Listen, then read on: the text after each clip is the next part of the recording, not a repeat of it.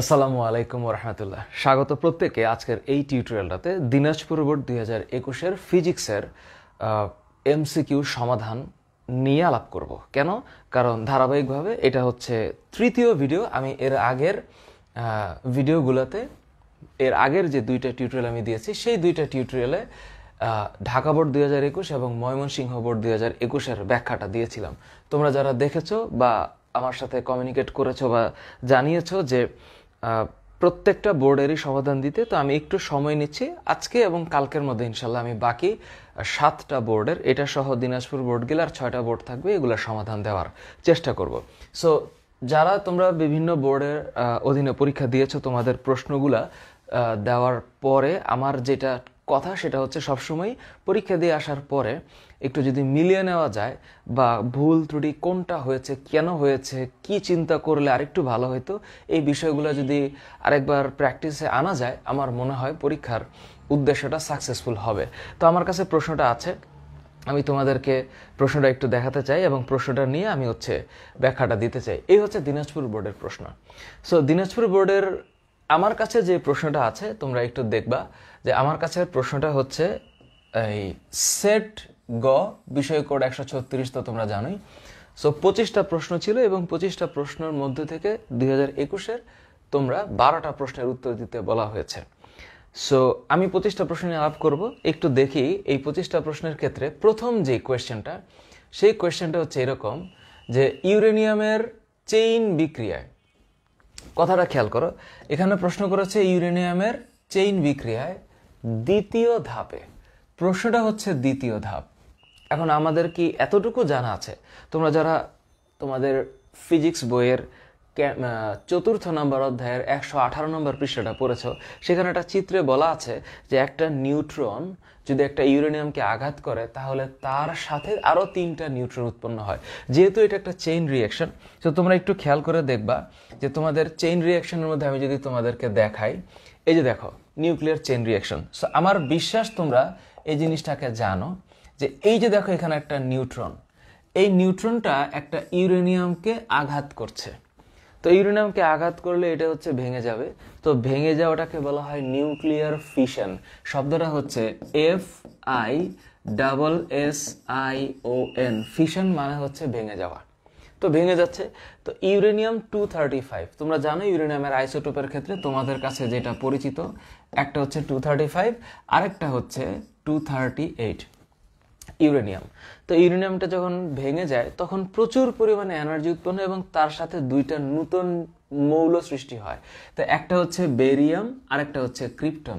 মজার ব্যাপার হচ্ছে তার সাথে 3টা নিউট্রন উৎপন্ন হয়। তাহলে প্রথম ধাপে আমি বলতে পারবো 1, 2, 3টা নিউট্রন উৎপন্ন হয়। বাট কোয়েশ্চেন করছে দ্বিতীয় ধাপে। তো কোয়েশ্চেন যেহেতু দ্বিতীয় ধাপে করছে, এই যে হচ্ছে সেকেন্ড ধাপ, যে প্রতিটা নিউট্রন আরো মানে দ্বিতীয় ধাপে, তার মানে আরো 3টার ইউরেনিয়ামকে যখন আঘাত করবে, তাহলে এই যে এখানে 1, 2, 3, 4, 5, 6, 7, 8, 9, টোটাল 9টা নিউট্রন উৎপন্ন হবে। এই যে 9টা নিউট্রন দ্বিতীয় ধাপে, এবং এটা চলতে থাকবে। দ্যাট ইজ ওয়াই এটা হচ্ছে নিউক্লিয়ার চেইন রিয়াকশন। সো এইবার যদি তোমরা একটু খেয়াল করে দেখো যে এই যে এই কোয়েশ্চেনটাতে দ্বিতীয় ধাপে কতটি নিউট্রন নির্গত হয়, তাহলে এটার উত্তর হবে অবশ্যই 9টা। এ হচ্ছে প্রশ্ন। আচ্ছা, পরের প্রশ্ন হচ্ছে একটি বস্তুকে 19.6 মিটার পার সেকেন্ড বেগে, খেয়াল করে দেখো, এত মিটার পার সেকেন্ড বেগে খাড়া উপরের দিকে নিক্ষেপ করলে বস্তুটি সর্বোচ্চ কত উচ্চতায় উঠবে। এই কনসেপ্ট তোমরা তো আজকে নতুন পড়ো নাই, যে কোনো একটা বস্তুকে যদি আমি বলি কোনো একটা বস্তুকে নিচ থেকে উপরে নিক্ষেপ করা হলো, তো ধরো এটা হচ্ছে বস্তু, এটা আমি নিচ থেকে উপরে নিক্ষেপ করলাম, সর্বোচ্চ যে উচ্চতায় উঠবে, হাইয়েস্ট, তো সেইখানে গেলে শেষ বেগের মান অবশ্যই 0 হবে। তো এইখানে যে বেগে নিক্ষেপ করা হয়েছে এটা ইউ, এবং এখানে নিশ্চিতভাবে জি অর্থাৎ অভিকর্ষজ ত্বরণের বিপরীতে কাজ করা হয়েছে। তো জি এর মান অবশ্যই এখানে নেগেটিভ হবে। এই কারণে আমরা যে সূত্রগুলো ব্যবহার করব সেই ক্ষেত্রে আমরা -g ব্যবহার করব। তো এখানে যেহেতু বলা হয়েছে 19.6, তাহলে আমরা জানি সূত্রটা হচ্ছে যে v² = u² - 2gh। এবার একটু খেয়াল করি, ভি এর মান যেহেতু 0, তার মানে ইউর মান আমি জানি, আমাকে এইচ বের করতে হবে। তো এইচ যদি এই পাশে নিয়ে আসি তাহলে 2gh equals to u square হবে। তো 2gh equal to u square যদি হয়, অ্যাকচুয়ালি এইচ এর মান হবে ওই যে you square divided by 2g। তো you square divided by 2g যদি হয়, খেয়াল করে দেখি আমার ইউর মান 19.6 আছে। সো 19.6 যদি ইউ হয়, আমি জানি এটা আদিবেগ, তো আমি এখানে লিখবো হচ্ছে যে এই 19.6 whole square divided by 2 into 9.8। তো নিচে হচ্ছে 9.8 ইন্টু 2 মানে 19.6। তো 19.6 হোল স্কোয়ারকে 19.6 দিয়ে ভাগ করলে এটা ইউজুয়ালি 19.6 হওয়ার কথা, এবং সেই হিসাবে এটার অ্যান্সার হচ্ছে 19.6 মিটারই হবে। সুতরাং এই বিষয়টাকে আমরা যখন অঙ্কগুলোকে সাজাই বা আমরা যখন শর্টকাট নিয়ম চিন্তা করি, তখন আমরা এই সূত্রটা অ্যাপ্লাই করি যে এইচ মানে হচ্ছে সর্বোচ্চ উচ্চতা, এবং এটা সূত্রটা হচ্ছে আমরা মনে রাখবো u square divided by 2g। Simple, u square divided by 2g, এটা আমরা মনে রাখবো। ক্লিয়ার? সো এটা হচ্ছে আমার ইউজুয়াল এই 2 নম্বর কোয়েশ্চেনকে নিয়ে কথাবার্তা। আচ্ছা, এইবার আমরা যদি পরের কোয়েশ্চেনটাতে যাই, তোমরা আলো অধ্যায়টাতে দেখেছো, এই যে আমি পাশে লিখছি, এখানে হচ্ছে 8 নম্বর অধ্যায়। সুতরাং রিমোট কন্ট্রোলার থেকে কোন ধরনের আলো বের হয় আমি কমপ্লিটলি বলতে পারবো, এটা হচ্ছে ইনফ্রারেড। তো ইনফ্রা শব্দটার মানে হচ্ছে অব, মানে হচ্ছে নিচে। সো ইনফ্রা রেড, এই রেড মানে হচ্ছে লোহিত বা লাল, তার মানে অবলোহিত রশ্মি বের হচ্ছে ইউজুয়ালি। এর পরের প্রশ্নটা হচ্ছে একটা অবতল দর্পণে বস্তু কতটুকু দূরে আছে এই ব্যাপারে কথা বলা হয়েছে। সো সিম্পলি এখানে আমরা একটু খেয়াল করি যে এখানে এফ বিন্দুটা থেকে এই ও দিয়ে বোঝানোর চেষ্টা করা হয়েছে যে ও হচ্ছে বক্রতার কেন্দ্র, যদিও বক্রতার কেন্দ্রটা সি দিয়ে প্রকাশ করা উচিত ছিল। এই ও এর জায়গায় অ্যাকচুয়ালি সি হইলে বেটার হইতো, কিন্তু ও দিয়ে বোঝা যাচ্ছে না আসলে এটা কি, এটা বিন্দু বোঝাচ্ছে। যদি আমি সি ধরে নেই, তাহলে সি থেকে এফ এর যে দূরত্ব, তাহলে এফ থেকে পি এরও একই দূরত্ব হওয়ার কথা, কারণ আমরা জানি সিপি এর মধ্যবিন্দুই হচ্ছে এফ। তাহলে এটা যদি 2 হয়, তাহলে টোটাল বক্রতার ব্যাসার্ধটাই হচ্ছে 4, আর ফোকাস দূরত্বটা হচ্ছে এফ। সেই হিসাবে আমি এখানে জানি যে এফ এর মান 2 সেন্টিমিটার হবে, এফ এর মান 2 সেন্টিমিটার। কিন্তু বস্তুটাকে দাঁড়া করানো হয়েছে 1 সেন্টিমিটার দূরে, তার মানে বস্তুর অবস্থান হচ্ছে 1। আমাকে বলেছে বিম্বের দূরত্ব কত, মানে আমি ভি বের করব। তোমরা যারা জানো সূত্রটা, যে ভি বের করার সূত্র হচ্ছে, আমি সরাসরি যদি একবারে লিখি যে এটা হবে u f divided by u minus f, এই হচ্ছে সূত্র। তো এখন ইউ এফ মানে কি, আমি তো বুঝতেই পারতেছি ইউ এফ মানে হচ্ছে 2 ইন্টু 1। তো 2 ইন্টু 1, বাট নিচে হচ্ছে ইউ মাইনাস এফ। তো ইউ মাইনাস এফ মানে হচ্ছে 1 মাইনাস 2। তো 1 মাইনাস 2 মানে হচ্ছে -1। তো 2 ডিভাইডেড বাই -1 মানে হচ্ছে -2। সেই হিসাবে ভি এর মান -2 সেন্টিমিটার আসতেছে। যেহেতু এখানে ভি এর মান মাইনাস, প্লিজ রিমেম্বার এই মাইনাস কথার মানে হচ্ছে বিম্ব অবাস্তব। এই মাইনাসটার মানে হচ্ছে বিম্ব অবাস্তব, অর্থাৎ বিম্বটা মানে অবাস্তব বিম্ব হবে। এবং যদি আমি এম এর মান চিন্তা করি, এম এর মান যদি প্লাস আসে, বিম্ব হবে সোজা। আর যদি বিম্ব বাস্তব হয়, বিম্ব হবে উল্টা। তাহলে এইখানে বলা হয়েছে লক্ষ্যবস্তু থেকে বিম্বের দূরত্ব কত। লক্ষ্যবস্তু থেকে বিম্বের দূরত্ব অবশ্যই 2 সেন্টিমিটার, কিন্তু এটা হচ্ছে দর্পণের পেছনে হবে। কেন? কারণ এই ক্ষেত্রে অবাস্তব বিম্বটা এখানেই তৈরি হবে, অর্থাৎ বিম্বটা কিন্তু এইখানে তৈরি হবে। তোমরা যারা রুল অফ 6 আমার টিউটোরিয়ালটা দেখেছো, এফ এর সামনে বস্তু থাকলে বিম্ব অলওয়েজ দর্পণের পেছনে তৈরি হয়। পরের প্রশ্ন হচ্ছে যে এই বিম্বটা কেমন। তো এখন এই বিম্বটা কেমন আমি যদি একটু তোমাদেরকে একটু দেখাই, আমি এই জায়গাটা একটু মুছলাম, এই জায়গাটা মুছে দেব। তার মানে হচ্ছে এই বিম্বের দূরত্ব কেমন এটা বোঝার জন্য আমি দেখতে চাই যে বিম্বটি কেমন। কারণ আমি একটু আগে বলেছি যে বিম্ব হচ্ছে এখানে আসবে, অর্থাৎ পেছনে আসবে। তাহলে বিম্বটা হচ্ছে অবাস্তব এবং সোজা, তার মানে প্রথম কথা রাইট। এবং অবস্থিত লক্ষ্যবস্তু থেকে বড়, সেটা কেমন করে বুঝলাম? লক্ষ্যবস্তু থেকে বড় এটা বের করতে হবে -v ডিভাইডেড বাই ইউ। এটা হচ্ছে বিবর্ধনের সূত্র, -v/u হবে।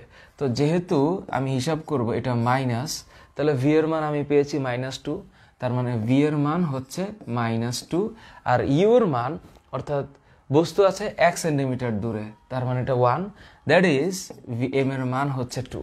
যেহেতু এম এর মান 2, তার মানে এটা পজিটিভ 2। এটা নেগেটিভ হলে আমি বুঝতাম বিম্ব উল্টা হবে। যেহেতু এম এর মান প্লাস, তার মানে বিম্ব সোজা। এবং যেহেতু 2, তার মানে এটা অবশ্যই লক্ষ্যবস্তু চাইতে বড়, তার মানে লক্ষ্যবস্তু থেকে বড়, এই কথাটাও রাইট হবে। এবং বিম্ব প্রধান ফোকাসে হবে না, কারণ এটা অবশ্যই এটা হচ্ছে দর্পণের পেছনে। যেহেতু আমি আগেই লিখেছি এটা দর্পণের পেছনে হবে, সুতরাং প্রধান ফোকাসে হওয়ার কোনো চান্স নাই। সেই হিসাবে এই 3 নাম্বার অপশনটা ইজ নট রাইট। তার মানে আমার এখানে অ্যান্সার হচ্ছে 1 ও 2। এই গেল হিসাবটা, এই গেল হচ্ছে প্রথম 8টা প্রশ্নের হিসাব।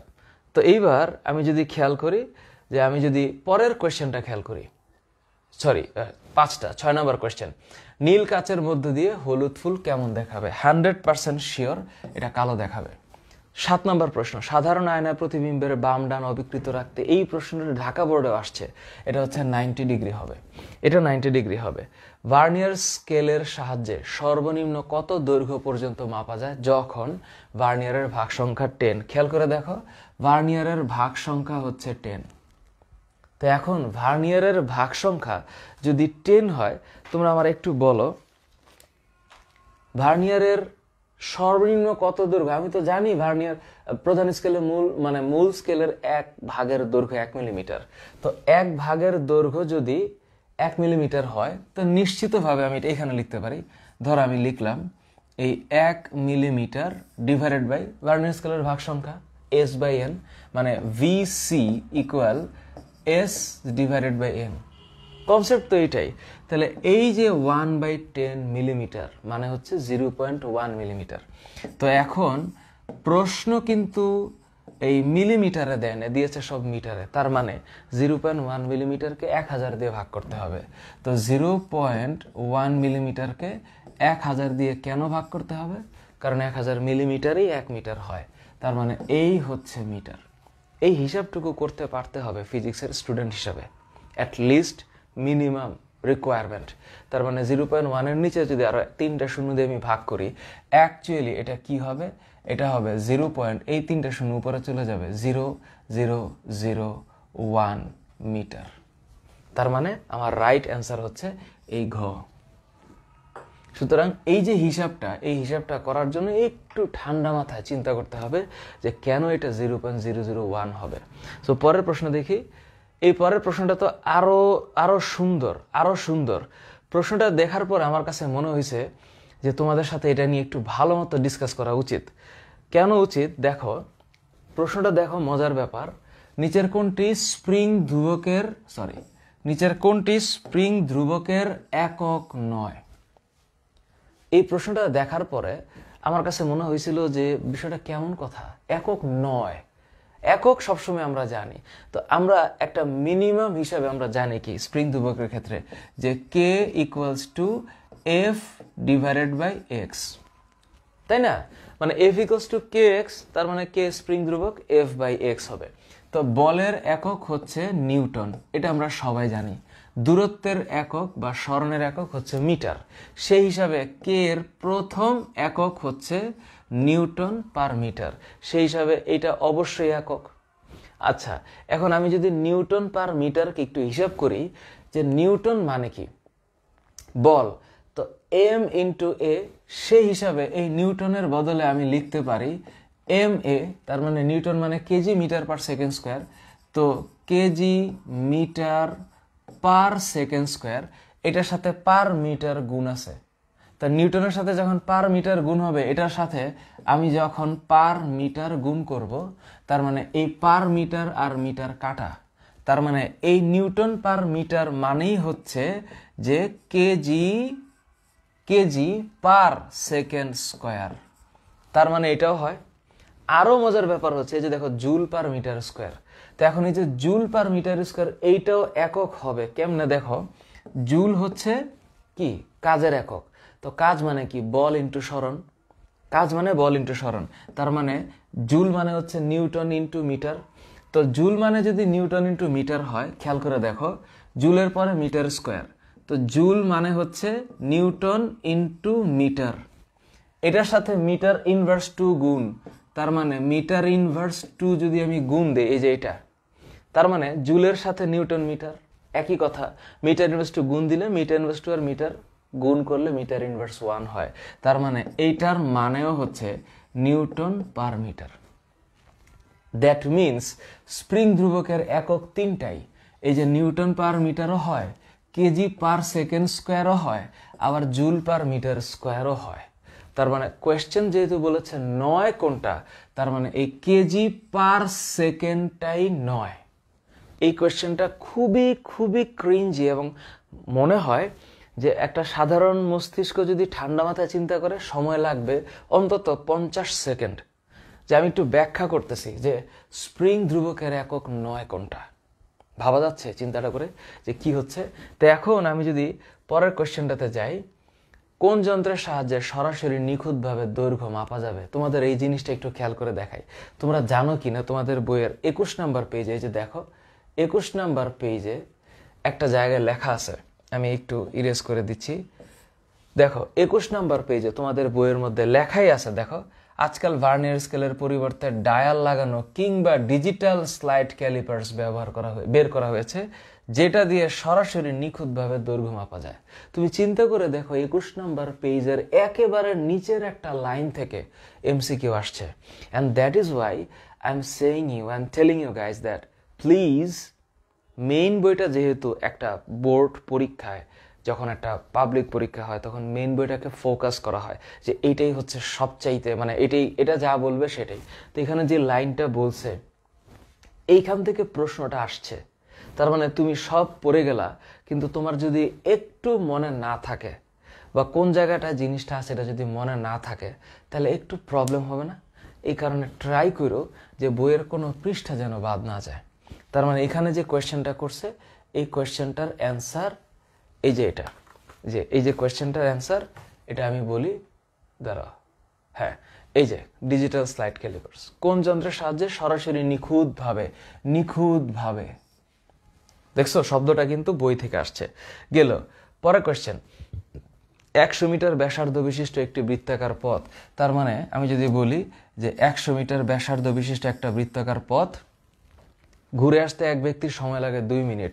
তার মানে এখান থেকে যাত্রা করে, ধরো আমি যদি বলি যে সে এখান থেকে যাত্রা করে আবার ঘুরে আসলো এই জায়গার মধ্যে, তো ঘুরে আসতে সময় লাগলো কয় মিনিট? 2 মিনিট। তো 2 মিনিট যদি লাগে, প্রশ্ন করছে যে 1 মিনিট ঘোরার পর সরণ কত? তো 1 মিনিট ঘোরার পরে ও নিশ্চয়ই এখান থেকে এখানেই আসবে, অর্ধেক আসবে। তো অর্ধেক আসলে সরণ হচ্ছে এই বৃত্তের ব্যাসের সমান। তাহলে যেহেতু ব্যাসার্ধ 100 মিটার, তার মানে ব্যাস হচ্ছে 200 মিটার। তার মানে একবার ঘুরলে সরণ হবে 200 মিটার।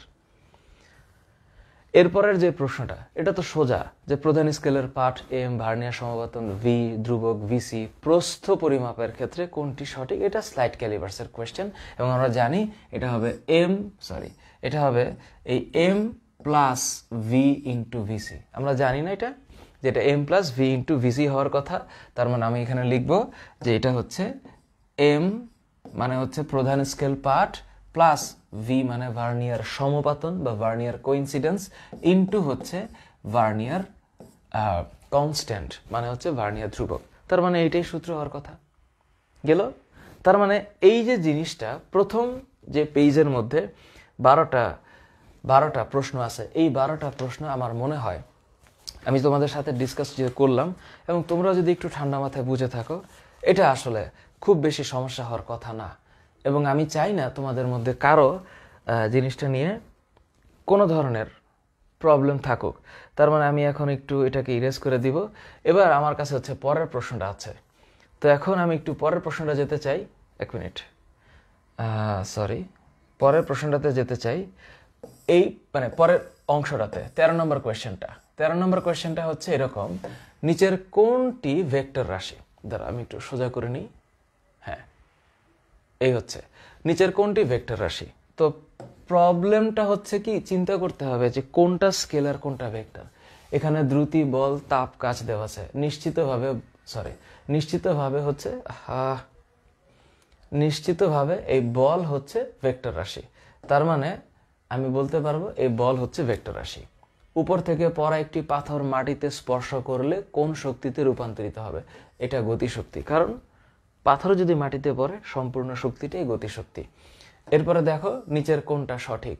এই জায়গাটা একটু দেখো, ভি ইকুয়ালস টু এসটি তো হওয়ার কথা না, কারণ আমরা জানি বেগ হচ্ছে সরণ বাই সময়। নিশ্চিতভাবে বেগ সরণ আর সময়ের গুণফল হইতে পারে না। পরের প্রশ্ন হচ্ছে S equals to UT plus half A T তো হতেই পারে না, কারণ এখানে একটা স্কোয়ারের দরকার আছে। গ নাম্বারটা হইতে পারে কখন? যখন আমি বলবো যে বস্তুটার আদিবেগ শূন্য, তো তখন v square equals to u square 0 হয়ে যাবে, ইকুয়ালস টু 2as আমি বলতে পারবো। 4 নাম্বারটা তো বলতেই পারবো না, কারণ সূত্রটাই হচ্ছে S equals to V plus U by 2 into T. তার মানে যখন আমি বলবো যে সূত্র হচ্ছে যে V plus U by 2 into T, এই সূত্র এটাতে কনভার্ট করা যাবে না, কারণ হচ্ছে এস এর সাথে গুণই হচ্ছে 2 আর টি এর সাথে গুণ হচ্ছে ভি প্লাস ইউ, কিন্তু এখানে 2 এর সাথে টি কে গুণ করা হয়েছে, হুইচ ইজ নট রাইট। সেই হিসাবে এই প্রথমটা, দ্বিতীয়টা এবং চতুর্থটা হবে না, তাহলে হবে হচ্ছে 3 নাম্বারটা। সুতরাং এটা হচ্ছে সঠিক গেল। শক্তির মাত্রা কোনটা? এটা তো আমাদের মুখস্থ থাকার কথা না। শক্তির মাত্রা মানে একক যেহেতু জুল, তাহলে এটা হচ্ছে m l square t inverse 2। একটি বস্তু মুক্তভাবে পরন্ত 5 সেকেন্ডে 25 মিটার, 6 সেকেন্ডে অর্থাৎ ষষ্ঠ সেকেন্ডে বস্তুটি আর কত দূরত্ব যাবে? মজার প্রশ্ন। যেহেতু বলছে ষষ্ঠ সেকেন্ড, তার মানে আমি এটা হিসাব করব যে ষষ্ঠ সেকেন্ড যেহেতু বলছে, তার মানে ও 6 সেকেন্ডে কতটুকু আসছে আর ও 5 সেকেন্ডে কতটুকু আসছিল। তখন এই 5 থেকে এই অংশটুকু বাদ দিব, তাহলেই আমি এখানে পাই যাব 1 সেকেন্ডে কত আসছে। এই সূত্রটা কোনটা মনে আছে? গ্যালিলিওর পরন্ত বস্তুর সূত্রের তৃতীয়টা, যে স্থির অবস্থান থেকে বিনা বাধায় মুক্তভাবে পরন্ত কোনো বস্তুর অতিক্রান্ত দূরত্ব সময়ের বর্গের সমানুপাতিক। তাহলে সেই হিসাবে আমি বলতে পারি যে H is proportional to T square. তো এখন আমি যদি খেয়াল করে আমি যদি ম্যাথটা করতে চাই, আমি জানবো সূত্রটা হচ্ছে h2 divided by h1 equals to t2 square divided by t1 square. Clear? এখন আমি হচ্ছে জানি যে 5 সেকেন্ড এটা হচ্ছে t1, তাহলে 25 মিটার এটা হচ্ছে 25 মিটার এটা হচ্ছে h1, আর ষষ্ঠ সেকেন্ড মানে 6 সেকেন্ড, ষষ্ঠ সেকেন্ড বলতে 6 নাম্বার সেকেন্ড, বাট আমি এখানে 6 সেকেন্ড ধরবো, এটা হচ্ছে আমার t2। তার মানে আমি এখানে কি দেখতে পাচ্ছি? আমি h2 বের করতে যাই, তো h2 যদি বের করতে চাই তাহলে h2 বের করলে হবে t2 square by t1 square, মানে t2 মানে 6, তাহলে 36 divided by 25 5 square into h1, এই যে 25, তার মানে h2 এর মান হচ্ছে 36, অর্থাৎ 36 মিটার যাবে ও 6 সেকেন্ডে। তো 6 সেকেন্ডে আসবে 36 মিটার আর 5 সেকেন্ডে আসছে 25 metre according to the question. তার মানে ও ষষ্ঠ সেকেন্ডে অর্থাৎ ওই 1 সেকেন্ডে যাবে এই 36 মাইনাস 25 মানে হচ্ছে 11 মিটার। এই হচ্ছে কথা, এবং এই প্রশ্নটা খুব ইন্টারেস্টিং একটা কোয়েশ্চেন, আমার কাছে খুব পছন্দ হয়েছে, স্ট্যান্ডার্ড কোয়েশ্চেন। সুতরাং তোমরা যারা প্রিপারেশন নিচ্ছ বা তোমরা যারা পরীক্ষার্থী, যারা বিগত বছরের পরীক্ষার কোয়েশ্চেনগুলো দেখে পড়ো, তোমরা এই চিন্তাগুলো করে নিও যে কেমন প্রশ্ন আসতে পারে, এবং এই কারণেই হচ্ছে এই জিনিসগুলো দেওয়া। আচ্ছা, এইবার তোমরা দেখো পরের প্রশ্নটা হচ্ছে এরকম, 18 নম্বরে একটা কোষের অংশ এবং একটা, এই যে দেখো বি বিন্দুটাকে একটা মানে ভূ সংযোগ করে দিয়েছে। তো যখনই কোনো একটা বিন্দুতে ভূ সংযোগ থাকে তখন এই বিন্দুর কিন্তু বিভব শূন্য হয়ে যায়। লিখছে এই বি বিন্দুর বিভব কত, তার মানে আমি নিশ্চিতভাবে বলবো এটা 0 ভোল্ট। আচ্ছা, এরপর একটা সার্কিটের কোয়েশ্চেন। এই সার্কিট আমাদের জানা যে 10 আর 10 প্যারালাল আছে, তাহলে 10 আর 10 যদি প্যারালাল থাকে তাহলে এটার প্যারালাল হবে 5, তাহলে 5 আর 5 হচ্ছে সিরিজে আছে, তাহলে টোটাল হচ্ছে 10। যেহেতু এখানে এই 5 ওহমের রোধটার পরবর্তীতে কোনো সার্কিট কমপ্লিট হয় নাই, তার মানে এইটার আসলে এই মুহূর্তে কোনো কাজ নাই, এইটার কোনো কাজ নাই। ওকে, তার মানে এটা হচ্ছে 10 আর 10 মানে 5, কারণ সমান সমান দুটি রোধ সমান্তরালে থাকলে তার অর্ধেক পরিমাণ তুল্য রোধ হয়। সেটা 5, এটা 5 মানে 10। ওকে, তাহলে বর্তনীর তুল্য রোধ 10, এতে কোনো সন্দেহ নেই। প্রশ্ন হচ্ছে পরেরটা। এই পরের প্রশ্নটার মধ্যে দেখো এক জায়গায় লেখা আছে ওই উক্ত বর্তনীর, এখন এই বর্তনীর তড়িৎ প্রবাহ I বের করার সূত্র কি? কারণ I ইকুয়াল টু হচ্ছে E ডিভাইডেড বাই R। তো এখন আমি একটু খেয়াল করে দেখি আমি এখানে কি করছিলাম। এখানে আমার E এর মান দেওয়া আছে 2 ভোল্ট এবং টোটাল R বের করেছিলাম 10। তো এখন আমি যদি উপরে যাই এবং আমি যদি চিন্তা করি যে আমি এখানে লিখব যে E যেহেতু ভোল্ট, এখানে হচ্ছে 2 ডিভাইডেড বাই 10। তো 2 ডিভাইডেড বাই 10 মানে 0.2। তাহলে সেই হিসাবে এই যে কোয়েশ্চেনটার এখানে লেখা আছে তড়িৎ প্রবাহ 0.2, কথা সত্য। তড়িৎ ক্ষমতা, তো ক্ষমতা বের করার সময় আমরা যখন ক্ষমতা বের করি তোমাদের নিশ্চিতভাবে মনে থাকার কথা যে পি এর সূত্র হচ্ছে I²R। তো তোমরা এখানে আমি এই যে এখানে দেখাচ্ছি P = I²R, খেয়াল করে দেখো এই যে কই গেল, হ্যাঁ ক্ষমতা। তো P আমি যদি লিখি P I²R, I এর মান কত? 0.2। তো 0.2 এর স্কোয়ার ইন্টু R মানে হচ্ছে 10। তার মানে হিসাবটা কি হবে? 0.2 হোল স্কোয়ার ইন্টু 10, তার মানে 0.4 ইন্টু 10, আই মিন না 0.2 হোল স্কোয়ার ইন্টু 10 কত হওয়ার কথা? 0.2 হোল স্কোয়ার ইন্টু 10 0.4 ওয়াটই হওয়ার কথা। সুতরাং এটার অ্যান্সার এটাও রাইট। প্রতি মিনিটে ব্যয়িত শক্তি W ইকুয়ালস টু VIT। তো এখন ভোল্ট যতটুকু বিভব পার্থক্য দেওয়া আছে তার মানে এটা হচ্ছে 2 ইন্টু বিদ্যুৎ প্রবাহ কত বলেছিলাম? তড়িৎ প্রবাহ হচ্ছে 0.2 প্রতি মিনিট মানে 60 সেকেন্ড, তার মানে এটা হচ্ছে 60। তার মানে এটা হচ্ছে 2/10, 6 × 10 = 60, 6 × 2 = 12, 2 × 24, এই হচ্ছে 24 জুল।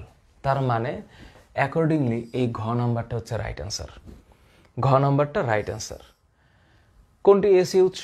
আমরা সবাই জানি, ওই যে আমরা 12 নম্বর অধ্যায় পড়েছিলাম বা তোমাদের চিত্রের ছবিগুলো দেওয়া আছে, এসি হচ্ছে এইটা, অর্থাৎ দেখানো হবে যে এইটার ভিতরে কোনো একটা পরিবর্তনশীল অংশ, এটা হচ্ছে এসি ভোল্টেজ। পরিবাহীর দৈর্ঘ্য অর্ধেক করা হলে রোধের কি পরিবর্তন হবে? আমরা নিশ্চিতভাবে জানি যে রোধ ইজ প্রপোর্শনাল টু এল। তো এলকে যদি হাফ করে রোধ তো হাফই হবে, তার মানে অ্যান্সার হাফ। আচ্ছা, পরের প্রশ্ন। কর্মদক্ষতা ইটা, কাজের পরিমাণ ডাব্লিউ। Cute question. প্রদত্ত শক্তি ই, শক্তির অপচয় E1। এটা কি 1 না এল? আচ্ছা, দেখলে তো 1 এর মতো মনে হচ্ছে না, এল এর মতো মনে হচ্ছে। তো এখন সূত্র সঠিক কোনটা? দেখো 3 নম্বরটা এই কারণে সঠিক হবে কারণ আমরা জানি যে ইটা মানে হচ্ছে কর্মদক্ষতা। তো কর্মদক্ষতার অ্যাকচুয়াল সূত্র কি? সূত্র হচ্ছে আমি যতটুকু কাজ পাইলাম মানে লভ্য কার্যকর শক্তি, অর্থাৎ এই যে কাজের পরিমাণ ডাব্লিউ, এই ডাব্লিউ ডিভাইডেড বাই প্রদত্ত শক্তি। তো প্রদত্ত শক্তি হচ্ছে ই, এই যে এই হচ্ছে অনুপাত। এইটার শতকরা পার্সেন্টেজ যদি আমি হিসাব করি তাহলে 100%। এখন ডাব্লিউ মানে কি? আমার কৃত কাজ, ডাব্লিউ মানে কৃত কাজ। তো ডাব্লিউ মানে যদি কৃত কাজ হয়, প্রদত্ত শক্তি ই থেকে শক্তির অপচয় আমি পাচ্ছি না, তার মানে এই ডাব্লিউ সমান হবে এখন ই মাইনাস, এখানে সম্ভবত EL লেখছে, আই হ্যাভ নো আইডিয়া এটা EL না 1 এর মতো দেখা যাচ্ছে, EL, তার মানে ডাব্লিউর বদলে এটাই হবে। সেই হিসাবে এই গ নাম্বার হচ্ছে রাইট অ্যান্সার, যে ই উপরে হচ্ছে প্রদত্ত শক্তি মাইনাস শক্তির অপচয় ইন্টু 100%, অর্থাৎ 23-এর গ হবে রাইট অ্যান্সার। এরপরে 24 আর 25-এর দুইটা কোয়েশ্চেনের মধ্যে একটু চিত্র আছে, তো চিত্রটা আমি একটু তোমাদেরকে দেখাই। এই চিত্রটা আমরা একটু অঙ্কটা করবো এমনভাবে যে 100 মিটার হাইট, অর্থাৎ সি বিন্দুতে খেয়াল করো 100 মিটার উপরে আছে। তো 100 মিটার উপরে আছে, বি হচ্ছে 40 মিটার, যদিও এখানে একটু গ্যাপ আছে, আমি ধরে নিচ্ছি বি এর উচ্চতা হচ্ছে মাটি থেকে 40 মিটার এবং তাহলে উপর থেকে এটা নিশ্চিতভাবে 60 মিটার গ্যাপ আছে। এ থেকে বিতে নিতে কৃত কাজ, এ হচ্ছে ভূমি, বি হচ্ছে 40 মিটার উপরে, তাহলে আমার কৃত কাজ তো অবশ্যই mgh হবে। তাহলে কৃত কাজের পরিমাণ অবশ্যই mgh। এম কত? 10 কেজি, এই যেখানে লেখা আছে, জি এর মানও দেওয়া আছে, তার মানে এটা কোনো ব্যাপারই না। 10 ইন্টু 9.8, এ থেকে বি হচ্ছে 40, তার মানে এই হচ্ছে 40 দিয়ে আমি গুণ দিব। তাহলে 400 ইন্টু 9.8 গুণ করলে 3920 হবে। তাহলে এই 3920 জুল হচ্ছে এ থেকে বিতে নিতে কৃত কাজ। গেল। পরের কোশ্চেনটা দেখো। পরের কোশ্চেন হচ্ছে বস্তুটি সি থেকে মুক্তভাবে পড়লে, তো সি বলতে তো আমি বোঝাচ্ছি হচ্ছে এখান থেকে যদি টুক করে পড়ে যায়, সো টুকটুকির মা যদি টুক করে পড়ে, এ বিন্দুতে মোট শক্তি 9800 জুল। এ বিন্দু কোথায়? এটা তো এ বিন্দুতে মোট শক্তি যেটা, সেটা তো গতিশক্তি, যা সি বিন্দুতে মোট বিভব শক্তির সমান। তো আমি এই হিসাব করলেই তো হবে যে mgh সি বিন্দুতে মোট যে বিভব শক্তি, এইটাই হচ্ছে এ বিন্দুর মোট গতিশক্তি। তাহলে এম এর মান কত? 10, জি এর মান 9.8, সবাই জানে। এইচ এর মান 100। তো এইচ এর মান যদি 100 হয়, 100 ইন্টু 9.8 মানে 980, 980 ইন্টু 10 মানে 9800, এই যে 9800 জুল। আবার দেখো মজার ব্যাপার, এখানে এই যে দেখো এখানে বলছে 9800, এটা আমি একটু রাখলাম। বি বিন্দুতে বস্তুটির বেগ, তো বি বিন্দুতে বস্তুটির বেগ, বি বিন্দুতে যখন নামবে তখন বি বিন্দুতে কতটুক নামবে? নামবে হচ্ছে গিয়ে ওই 60 মিটার। তখন বি বিন্দুতে বেগ বের করার জন্য সূত্র হচ্ছে v equal to √2gh, because v square equals to u square plus 2gh। আমি শর্ট করে করলাম, তার মানে এখন এটা হচ্ছে 2 ইন্টু 9.8, এইচ কত? নামছে কত? 60, তার মানে এটা হচ্ছে 60। সেই হিসাব করলে 34.29, হ্যাঁ 34.29 হওয়ার কথা, অর্থাৎ 39.29 মিটার পার সেকেন্ডই হবে। আমি গুণ করলাম না, কারণ আমি এগুলা করছি। আর বি বিন্দুতে গতিশক্তি বিভব শক্তি সমান, এই কথাটা রাইট হবে না, কারণ বি বিন্দুতে যে অবস্থান সেটা হচ্ছে মাটি থেকে 40 মিটার উপরে এবং উপর থেকে 60 মিটার নিচে। তার মানে একটা বস্তুর অবস্থান যখন অর্ধেক না হবে, তার মানে সেখানে গতিশক্তি বিভব শক্তি সমান হইতে পারে না। সেই হিসাবে এই 3 নাম্বার অপশনটা ইজ নট রাইট। তাহলে রাইট অ্যান্সার হচ্ছে 1 ও 2। ক্লিয়ার? আমি একটু সময় নিয়েছি, বাট আমার মনে হয় আমি যতটুকু আলাপ করেছি তোমাদের বুঝতে কষ্ট হওয়ার কথা না। সো আই গেস তোমরা এটা পারবা, বুঝবা এবং শান্তিমতো অ্যান্সার করবা। সো আমি তোমরা পরীক্ষা দিয়েছো, তোমাদের এই প্রশ্ন, তোমরা এই প্রশ্নের উপরে পরীক্ষা দিয়েছো, এবং আমি চাই তোমরা যতটুকুই পরীক্ষা দাও, এবং তোমরা যারা প্রস্তুতি নিচ্ছ এখন, তোমরা একটু বুঝে শুনে পড়বা, বইয়ের কোনো পৃষ্ঠা বাদ দিও না। তাহলে আমার মনে হয় প্রপার রেজাল্টটা আমরা পাবো। আর জানতে আমাদের কোনো বাধা নেই, আমরা আরেকটু ভালো মতো লেখাপড়া করলেই আমাদের উদ্দেশ্য হাসিল হবে। ঠিক আছে, আজকে তাহলে বিদায় নিচ্ছি। আল্লাহ হাফেজ, দেখা হবে পরের ভিডিওতে। বাই।